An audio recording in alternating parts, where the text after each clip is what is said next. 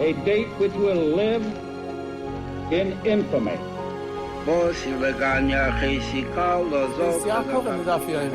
Both of those projects, initiatives, got off the ground because of the Ger Rebbe. For the 11 Olympic team members slain in West Germany, the Olympic Games... Zugerecht waren Brüder in Amerika. Schon 1000 Shabbos at the Gitzah. Out of the 24 who were killed were Americans who had come to learn in Hebron.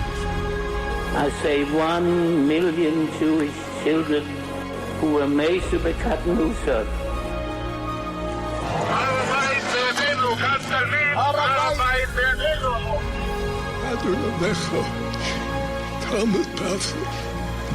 Whoever heard such beautiful words? It is never too little. It is never too late. And it is never enough. Jewish History Soundbites, bringing alive the world of our glorious past. Here is our host, live from Jerusalem, Jewish historian and tour guide, Yehuda Geber with Jewish History Soundbites, and this episode is a new type of episode which I'm going to plan on dropping from time to time. More of a little bit of a taste of my guiding style in Europe on the tours. Different than a history lecture kind of style, which is the regular podcast format. I think that this, just occasionally from time to time, will add a little more color. It's a little more colorful, gives a little bit more of a taste. It's not exactly a virtual tour, especially since this is only audio, but it's kind of like that idea, and hopefully it'll generate interest in tours as well. Though I'm telling you stuff that I say on my tours, so you already have heard what I guide at these places, so maybe it's counterproductive in a way, but I think it'll be fun and interesting and a little bit of a change of pace as well, and I'll have these episodes once in a while. So I'll start with one of the most commonly visited places and also one of the most famous sites, and that's the old Jewish cemetery in Lublin in Poland, with the primary focus of the episode being on one of the most prominent tzaddikim buried there, and that is, of course, the Chozeh of Lublin. The Old Lublin Jewish Cemetery is the oldest Jewish cemetery in Eastern Europe, so it has a lot of historic significance. The only older cemeteries are in Central and Western Europe, in Prague, in Germany, and places like that. But in Eastern Europe, the Lublin Jewish Cemetery is the oldest existing one. Of course, there may have been earlier ones that have been destroyed and so on. And Lublin was the center of commerce in the old Polish kingdom. The biannual market fairs were in Yaroslav and Lublin, and the meetings of the autonomous Jewish governing council known as the Vad Ha'arba Ha'arotzos, the Council of the Four Lands, took place in Lublin and Yaroslav during those market gatherings. So Lublin was a major center and one of the oldest Jewish communities in the old Polish kingdom. Right at the beginning, when we go in, there is the fake kever. I mean, it's a real kever, but it's a non-authentic kever of Rav Yaakov Polak. Some had wanted to say that it is of Rav Yaakov Polak. It presumably is not, since he did not pass away in Lublin. He had already moved on, but Rav Yaakov Polak was the first great rabbi to settle in Poland in the 15th century. He's considered the founding rabbi of Polish Jewry, and he came from Prague. It was a whole story how he ended up there, and he ended up leaving Lublin later on. So even though it's not his kever, but since it's his fake kever, we occasionally speak about him. But more so, we speak about his prime disciple, Reb Sholem Shachna, and his kever is very real. Not just real, it's the original matzeva. It's this 500-year-old matzeva. Reb Sholem Shachna founded the first yeshiva in Lublin, the first yeshiva in Poland, and was the great leader of Polish Jewry in the 16th century. He was the father-in-law and teacher of the Ramah, the teacher of the Marshal, and many others. He's one of the fathers of Torah Jewry of Poland for the next 5 centuries. So his kever is there. Right in front of them, interestingly enough, is the remnants, just the bottom slice of the matzeva of the tombstone of Rav Elimelech Horowitz, who we're going to get back to later when we talk about the Chozeh of Lublin and the opposition to the Chozeh of Lublin. Who was very much his opponent was the Rabbi of Lublin, Rav Elimelech Horowitz. He was known as the Reish HaBarzel, the Eisener Cup in Yiddish, and he was from the rabbinical establishment. He was a great tzaddik, a great Torah scholar, and he will get back to his story and his rocky relationship with the Chozeh during that time. So he's buried right next to Reb Shalom Shachna, not far from the Chozeh, ironically.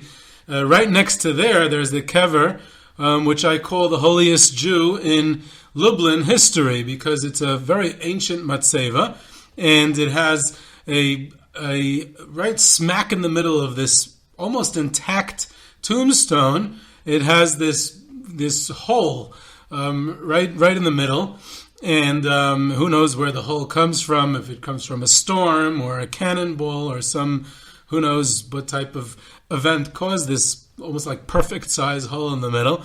And every group is obsessed with it. They're always asking, what's this? Who was this person? Why is there a hole there?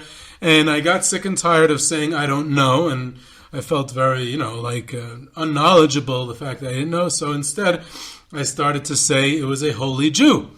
And it's the holiest Jew in Lublin history, because he has this hole in his kever. And I also used it recently to gauge the sense of humor of a group. If it takes them more than 3 seconds to get the joke and roll their eyes and chuckle, then I know I have to explain things on a more elementary level for the rest of the trip. But if they get it right away, then I know we're a great group. So that's the holiest Jew in the Lublin cemetery. Further up the hill is, of course, the Marshal, Reb Shlomo Luria, one of the greatest Talmudic scholars and leaders in Jewish history altogether, in Polish Jewish history in particular, is the rabbi in Lublin about 500 years ago, and he wrote all his commentaries on Shas and Halacha and so many other things. A fascinating personality, a sharp personality, charismatic, strong leader. And presumably somewhere in the same cemetery is also the Maharam of Lublin, or Mayor of Lublin, the Maharam who wrote the commentary on Shas. We don't know where his kever is, or at least I don't. I've never seen it in there, but it's probably there somewhere. And of course, much of the cemetery has been destroyed, and it's an old one. And then so there's probably many other holy and special Jews and tzaddikim and simple and regular Jews of Lublin over the centuries as well. So we get, after all that, it's really before all that, because he's almost at the beginning of the cemetery, but after all that, in terms of this episode, we get to the Chozeh of Lublin, Rav Yaakov Yitzchak Horowitz, who is one of the greatest leaders in the history of the Chassidic movement, the one who brings the Chassidic movement to central Poland, the one who brings it to what we call Congress Poland, one of the prime students of the Rav Elimelech, the Rebbe Reb Meilech. And even before that, he was the Talmud of Reb Shmuel Shmelk of Nikolsburg, and even of the Maggid of Mezrich. He was 28 years old, 28 years old when the Maggid passed away. So he had plenty of time to be by the Maggid himself. So he goes all the way back. He was born in 1745 and lived till 1815. There's two reasons that I think that it's not a major segula kever. They didn't market it yet to become some sort of major. Everyone goes there, but and we daven there and we hear stories and it's wonderful, but it hasn't become like that whole scene like it is at some other places. And my two theories is that, number one, it's in the middle of Lublin. It's in the middle of this big city. And it's in the middle of this big prominent cemetery where the Marshal and other tzaddikim are buried. It's not some out of the way shtetl where it's the only attraction. So there's no oihel over it, no real oihel. There's one that the Reichberg made after the fall of communism in Poland, maybe even before that. He was actually active in the 70s and 80s. That's a different story. There's no achnasas archim nearby. There's no mikveh. It's Lublin. There's the Yeshivas Chachmei Lublin. There's other things going on. The Chozeh is not the only show in town in Lublin. The second reason why I think it hasn't become marketed as a major Segula Kever, is that because his yahrzeit is on Tisha B'Av, which is a big downer, and it doesn't work out to make like a big party like it takes place at many of the other great tzaddikim. So, but to me, the Chozeh is a very important visit in all our trips. First of all, where does that name come from? Where does the term that the Jewish people has bestowed upon him with awe and reverence, the Chozeh of Lublin? The Chozeh means the one who sees. What does it mean? He was able to see misayf ha'olam ad sayfa. He was able to see from one end of the world to another. Ironically, it came from the fact that he wasn't able to see. He wanted to work on the purity of his eyes and things that he looks at, so he tied a kerchief around his eyes for a long period of time. I've seen different versions, a couple of years, 3 years, 4 years, 5 years, 7 years, whatever it was, and that weakened the muscles in his eyes. So when he took this kerchief off of his eyes after all that time to work on his Shemiras Einayim, to work on the holiness of what he looks at and what he doesn't look at, shouldn't look at anything inappropriate, and he takes it off after all that time, and of course the muscles in his eyes had weakened, so he was barely able to see anything. He was nearly blind. But that's exactly at that moment that his vision on a higher plane, his spiritual vision, was sharpened, and he was able to see everything. He was able to see misayf ha'olam ad sayfa. He was able to see all. He was able to see into the future. There's quite a few stories regarding that power that he had and how he used it, and we'll get to that soon. In his early years, he was known as Reb Yitzchak Lansuter, or Lansuter. There was a town right near Lizhensk of Lansut. We always go to that town as well. We go to the Lansut Shul. It's a very prominent, beautiful, gorgeous shul.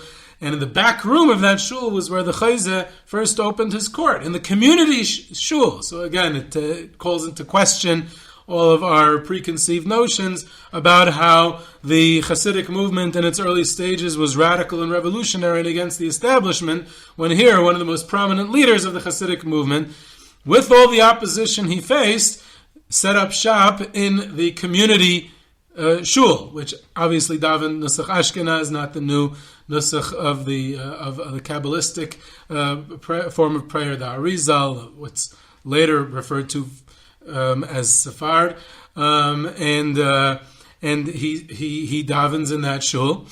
He probably davened, maybe he davened his own nusach, but he davened in the community shul. He didn't set up his own shtibel until much later.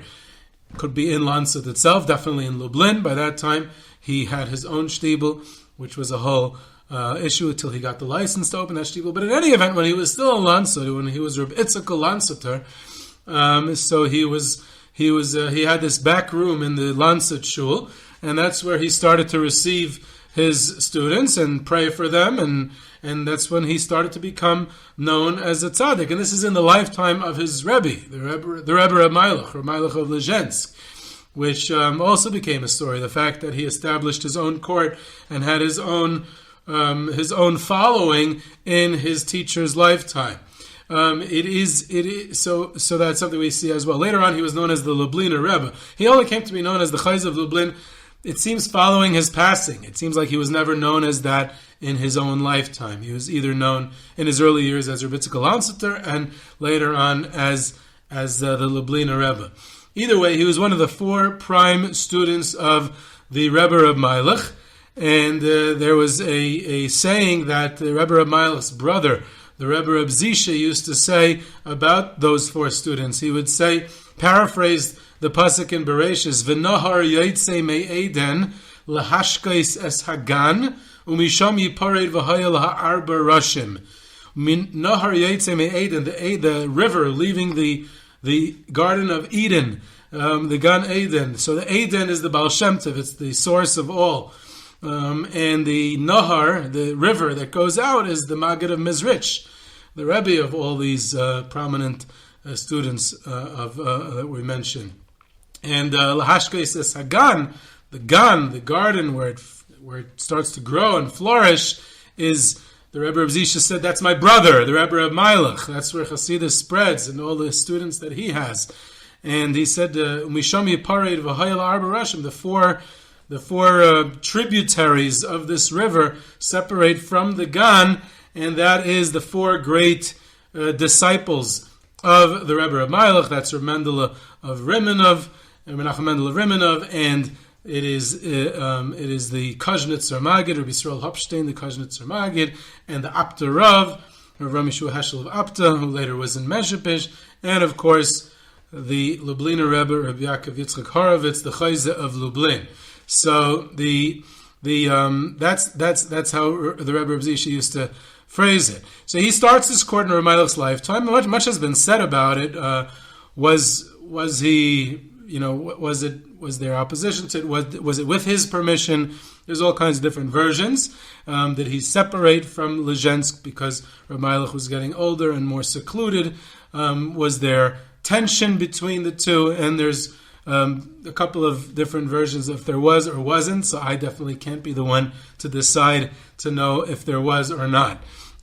So when he moves from Landshut, he was in a couple of other temporary places after Landshut, but he moves from Landshut to Lublin. He moves from Landshut to a couple of other places I just said, but eventually he moves to Lublin. And this is penetrating deeper into Poland and more significantly into a large, urban, ancient, central Jewish community with its established customs, with its established kahal, with its established shuls, with its established rabbinate. And here the fact that a Chassidic tzaddik is coming into it is very significant, and that's why he faced some opposition. And that's why there's an important book that just recently was published a couple of years ago by Dr. Uriel Gelman, who wrote a book, Shvilim Hayotzim Me Lublin, The Pathways That Leave Lublin. The first half of the book is about the Chozeh, the second half is about Pshischa. It's absolutely fascinating. As far as I know, it has not been translated into English. It's a fantastic work. One of my more valuable books that I refer to, and he really reworked the whole thing, really did groundbreaking research and examined it from new angles, really a fresh perspective on the whole story of how the Chassidic movement spreads in Poland, which is something we really didn't understand until his book was published.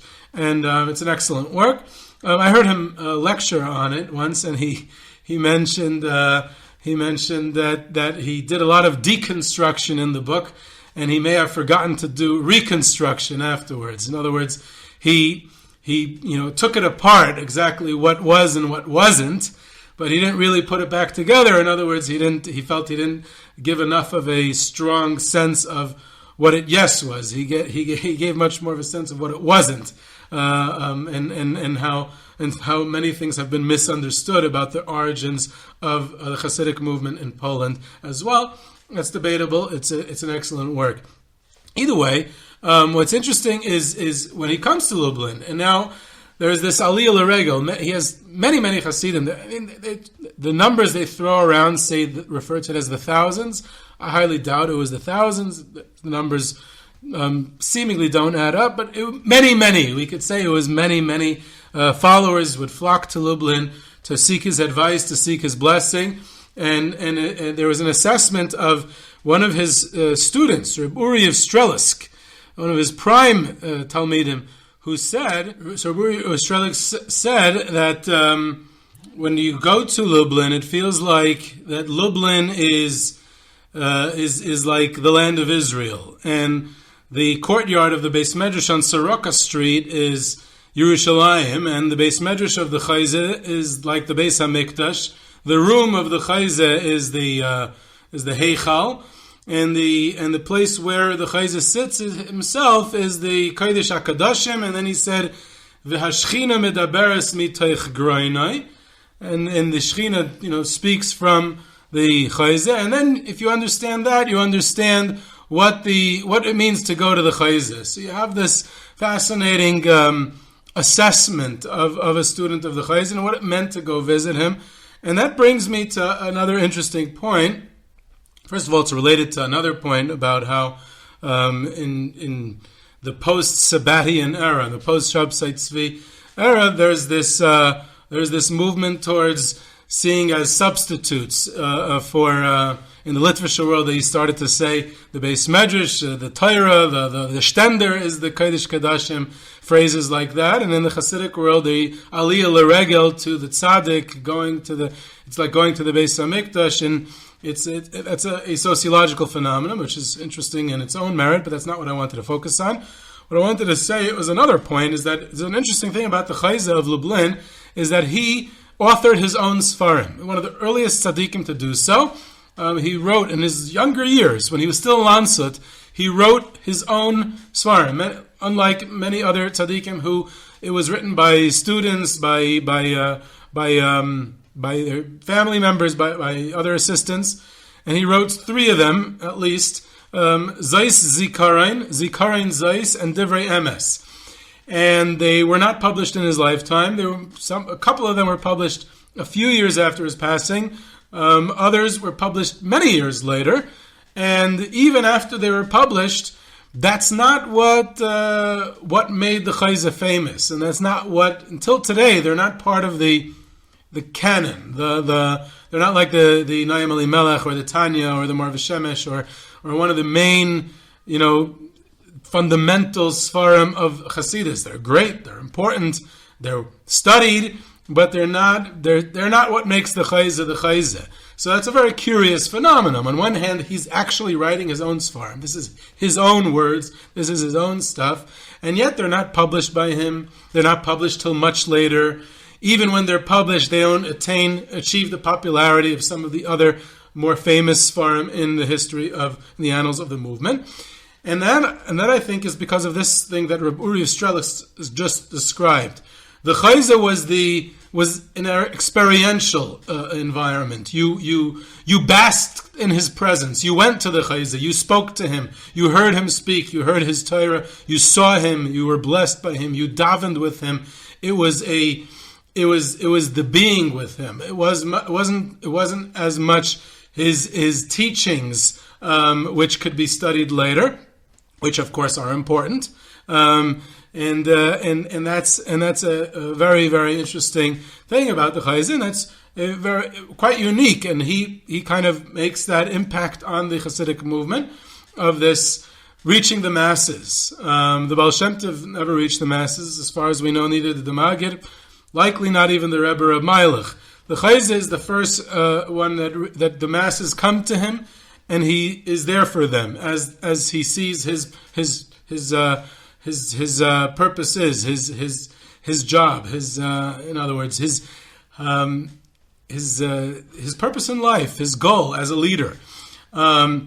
He, like I said, he had gone in his youth to the Maggid, to Rav Shmelkem Nikolsburg, to the Rebbe of Meilech, but by now he had reached his own, and he had quite a few famous students later on. Some of the most famous Chassidic leaders of the next generation were his students. Reb David Biederman of Lelov, who was also a Talmud of the Rav Elimelech, and Reb Kleinimus Kalman Halevi Epstein, the Mar V'Shemesh, was also Talmud of the Rav Elimelech, the Bnei Yissaschar,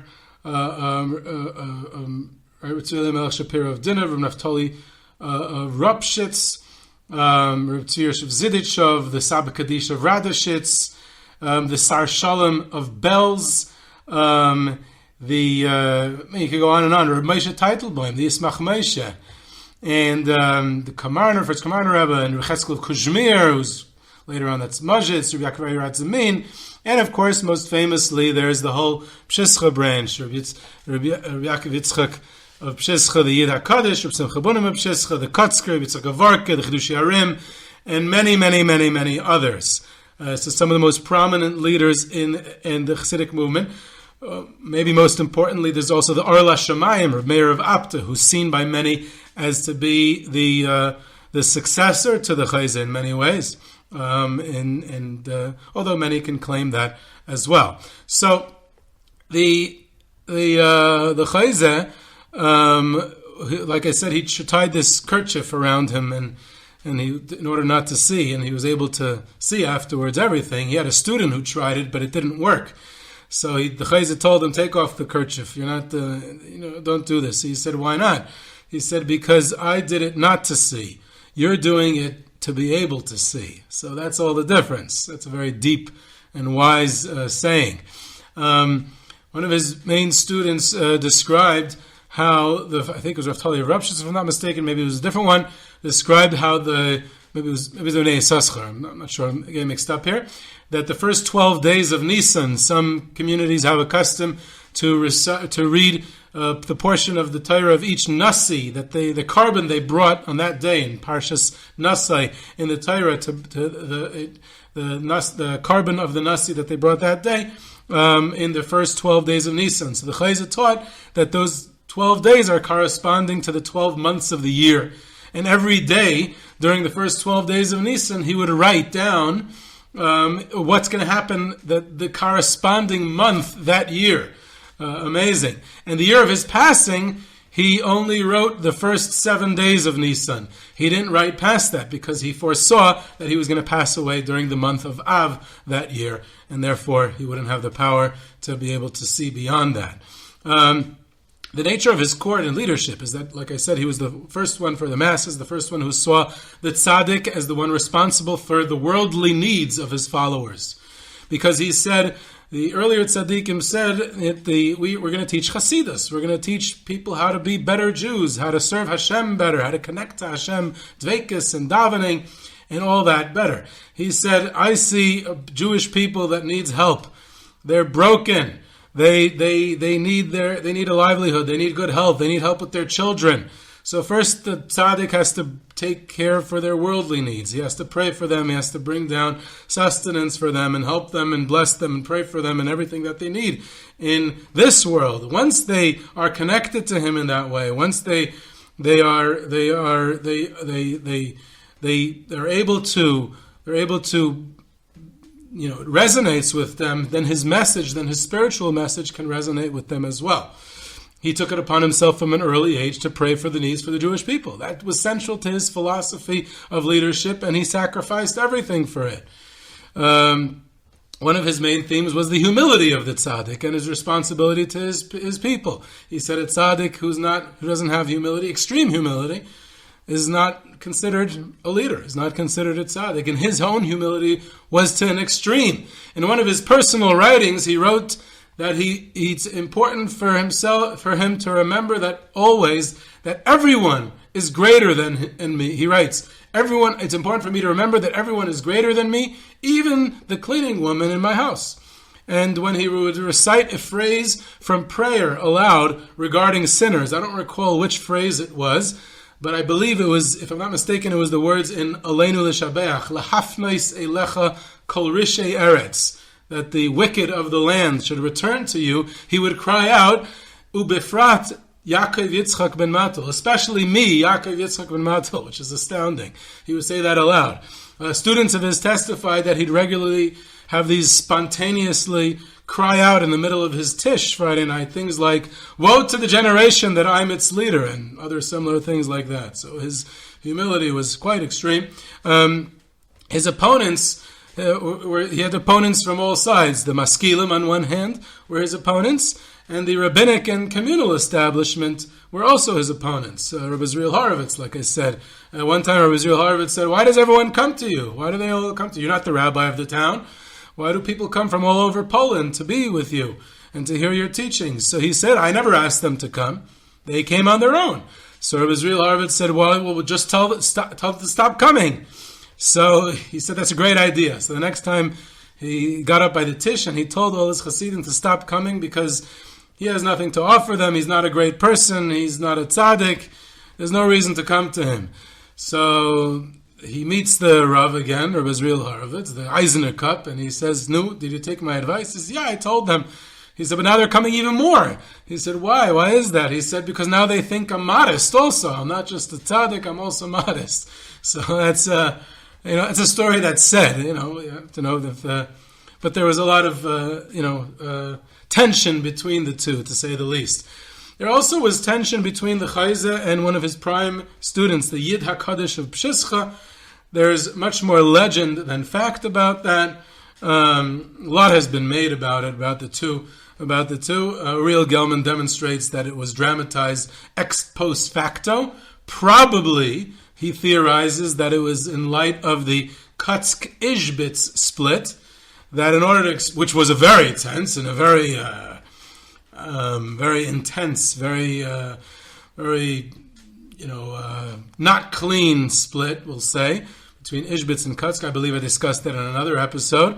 So in order to give it some sort of sense of tradition, these type of splits, so retroactively they made the split of Lublin and Pshischa into a one of great tension as well. But it seems that it was not very tense at all. The Chozeh himself established his own court in the lifetime of the Naim Elimelech, and the Yid HaKadosh of Pshischa simply did the same thing. He attracted some of the students of the Chozeh to go along with him. He offered a different brand of Chassidus, of teachings, and seems to have been somewhat amicable and not very tense at all. But it's very likely that there was some sort of element, at least between the followers. That definitely is a very likely possibility. In the last years of the Chozeh of Lublin, there was the Napoleonic Wars, and the great tzaddikim of the day attached a lot of mystical significance to it, pro and anti, and it became like this messianic tension. The attempts at hastening the arrival of Mashiach. And this leads to, a couple of years later, to the great fall of the Chozeh, the Nefila Gedaila, the great fall of the Chozeh. And it's again very important here to separate history from legend. The great fall of the Chozeh takes place in Simchas Torah that year, and allegedly him and his two great friends, who all three passed away that year, the Kashnitzer Magid, the Rav Mendel of Rimenov, and the Chozeh of Lublin, all three, Eretz Rasha, the year 1815, all three passed away.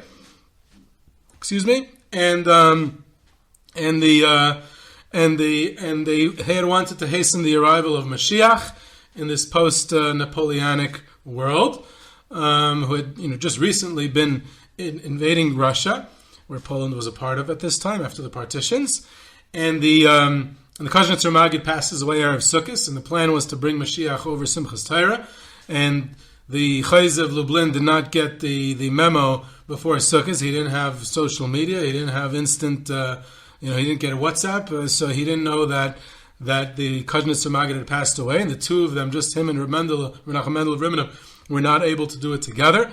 So the bringing Mashiach didn't work, and in Simchas Torah he falls out of his second-story window, gets very hurt, and he is basically paralyzed. He got very sick. He was unable to function for the most part for the next year until he passed away on Tisha B'Av that year.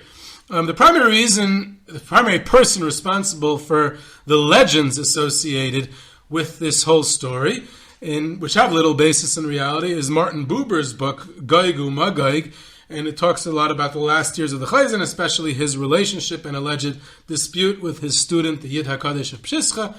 Much of the book is not based on real events at all, yet it has somewhat tainted the perception of both figures, both Yid HaKadosh of Pshischa and the Chozeh of Lublin in the collective memory until today. But we have this great fall on Simchas Torah that's substantiated in fact, and his students help him up, and they find him, and it's considered a terrible thing. Professor David Asaf has this amazing article in one of his books about the fall of the Chozeh, and the different versions, a lot of mythology, and a lot of reality, and a lot of theory, all around this great fall of the Chozeh. So he definitely fell, and the Chassidic version is that he was battling the forces of impurity, forces of evil, who did not want him to hasten the arrival of Mashiach, and this is happening on a very mystical plane, and he was unable to. The forces of the Satan, of the in the mystical forces, the spiritual forces, were able to defeat him, and were not. He was unsuccessful in bringing Mashiach. And therefore, it's a fall. It's not just a physical fall. It's also the fall that it didn't happen. His goal that he had set out for himself was unsuccessful, presumably because the Kashnitzer Magid had passed away. That's the Chassidic version. There's a Haskalah version. The Maskilim, who were great opponents of the Chozeh, they spread malicious rumors about the Chozeh that he and his Hasidim had been imbibing too much alcohol on the Simchas Torah festivities, and therefore that led to his fall. And then there's the theory that David Asaf himself brings, which that because of other writings of the Chozeh writes in, again, these mystical things that I'm not so familiar with, and I don't know how to explain them. But the Chozeh himself writes about himself that and I've seen this about the Marva Shemesh, and I've seen this written about other tzaddikim, that they reach some sort of spiritual level and some sort of mystical intensity that they've like this hispashtus of Gashmias. Their neshama separates from the guf. They completely leave this world, and they become into the Ein Sof of God and of godliness, and their physical life ends at that point. And it's like this hishtaikikus, this high level of dveikus and Hashem, of connecting to God, which again I can't explain, but it's a historical fact that the Chozeh writes about it, and it's a historical fact that the Ma'ar Shemesh writes about it, and other tzaddikim. So Asaf theorized that this was along similar lines. The Chozeh predicted when he was sick, he said that my opponents, both the rabbinical opponents and the maskilim opponents, they are going to celebrate when I pass away, because they see I'm sick and dying. They're going to celebrate. He says, I promise you, that everyone will be in mourning and everyone will be fasting on the day of my passing. And sure enough, the Chozeh of Lublin passed away on Tisha B'Av. This, of course, is not the ending. This is what I do on trips. Either I run out of things to say, or I'm tired of talking about this particular person or topic. So at some point I say to the group, we got to get moving now. We talked enough. Let's daven and then move along to the next spot. So that's how we'll end this episode as well. This is Yehuda Gerber with Jewish History Soundbites. You can reach me at yehuda@yehudagerber.com for questions, comments, sources, tours, trips, sponsorships, and lectures. You can subscribe to Jewish History Soundbites on Podbean or your favorite podcast platform, and I hope you enjoyed.